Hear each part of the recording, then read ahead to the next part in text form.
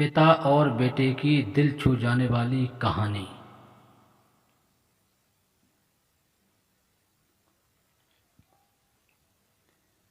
सभी दोस्तों को मेरा प्यार भरा नमस्कार। मेरा नाम है सत्येंद्र कुमार सत्य राजा। तो आ जाइए दोस्तों, मैं आपके लिए लेकर आया हूँ दिल को छू लेने वाली कहानी, पिता और बेटे की कहानी। आज की कहानी एक पिता और उसके बेटे की है। एक बाप अपने बेटे के लिए क्या क्या कर सकता है, वह इस कहानी से स्पष्ट हो जाएगा।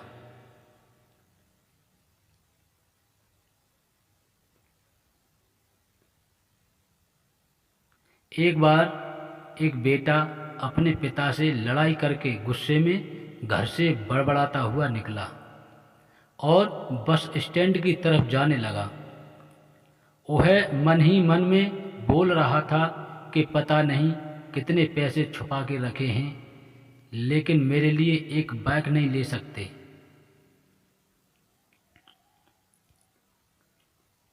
मैं यहाँ से चला जाऊँगा और तब तक नहीं आऊँगा जब तक अपने पैसों से बाइक नहीं खरीद लेता। उसे पैरों में कुछ चुभने का एहसास हुआ। नीचे देखा तो उसने पाया कि जल्दीबाजी में उसने अपने पिता के जूते पहन लिए थे। उस जूते में कील उभरी हुई थी जो बार बार उसके पैरों में घाव किए जा रही थी, लेकिन उस समय गुस्सा ज़्यादा था, इसलिए वह आगे बढ़ता चला गया।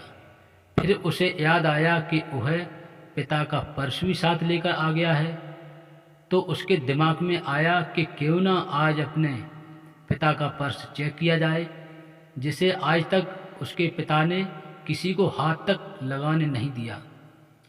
जब उसने अपने पापा के पुराने पर्स को खोला तो उसमें पैसे तो नहीं निकले, लेकिन पैसों की जगह एक डायरी रखी हुई थी। उसने सोचा कि यहाँ पर खजाना छुपा रखा है, जरूर इस डायरी में लिखा होगा कि किससे कितने पैसे लेने हैं या फिर किसको कितने पैसे पिताजी ने दिए हैं। लेकिन वह गलत था। जब उसने उस डायरी को खोला तो पहले पन्ने पर वहाँ पर जो लिखा था वह थोड़ा अजीब था। डायरी के पहले पन्ने पर जो लिखा था उसे पढ़ने के बाद उसके चेहरे पर जो हाव भाव थे वह गायब हो चुके थे, क्योंकि डायरी में वैसा कुछ नहीं लिखा था जिसकी उसने उम्मीद की थी या फिर वो जो भी सोच रहा था। उस डायरी में पैसों का हिसाब लिखा हुआ था जो अलग अलग कामों के लिए अलग अलग लोगों से उधार लिए गए थे। उस सूची में कंप्यूटर के लिए पैसे लिए हुए थे, जो कि इस प्रकार लिखा हुआ था: 50,000 बेटे के कंप्यूटर के लिए। वो वही कंप्यूटर था जिसे वह आज तक इस्तेमाल करता आ रहा है, लेकिन उस बेटे को ये नहीं पता था कि उस कंप्यूटर को खरीदने के लिए पैसे कहाँ से आए थे।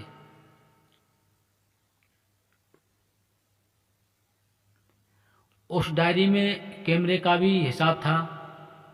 उस बेटे को याद था जब उसने पहली बार कैमरे के लिए जिद की थी, तब उसके पिता ने ठीक 2 हफ्ते बाद उसके जन्मदिन पर दिया था, जिसे देखकर वह बहुत खुश हुआ।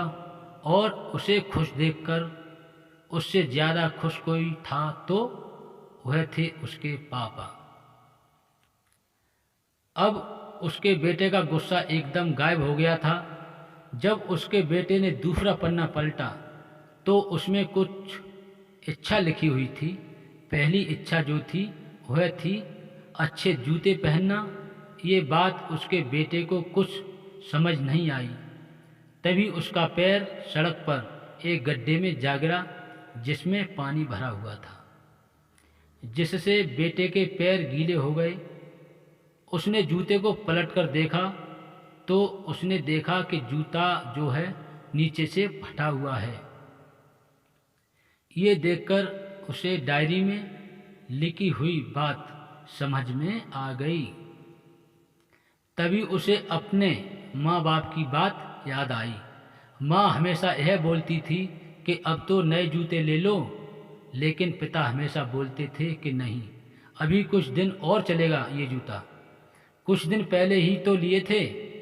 उसे आज समझ आ रहा था कि कितने दिन और चलेंगे। साथ ही साथ उसे यह भी समझ आ रहा था कि उसके पिता पर्स को क्यों छुपाए रखते थे। तभी उस डायरी को पढ़ते पढ़ते वह बस स्टैंड पहुंचा और एक बेंच पर आकर बैठ गया। और अब उस डायरी का आखिरी पन्ना उसने पलटा तो वहाँ कल की तारीख लिखी हुई थी और नीचे लिखा था 50,000 रुपये बाइक के लिए लिया। उस बेटे ने बस इतना पढ़ा और उसका दिमाग एकदम सुनसा हो गया। अब उसके मन में कोई गिला शिकवा नहीं बचा था। आंखों से आंसू आ गए।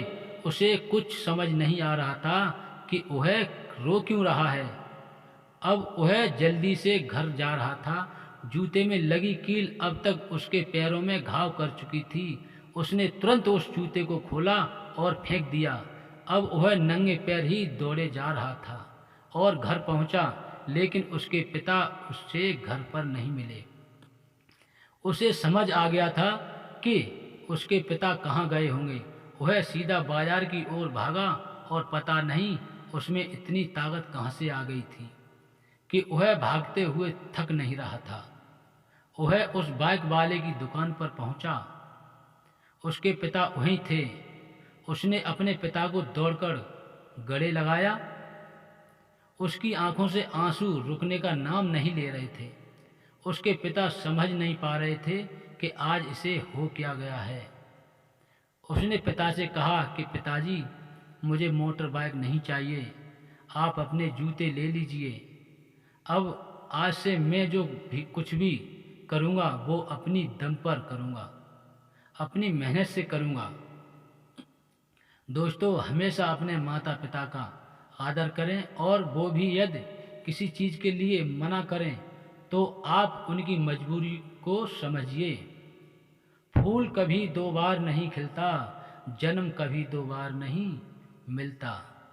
मिलने को तो हजार लोग मिलते हैं, लेकिन हजारों गलती माफ़ करने वाले माँ बाप कभी बार बार नहीं मिलते हैं। धन्यवाद।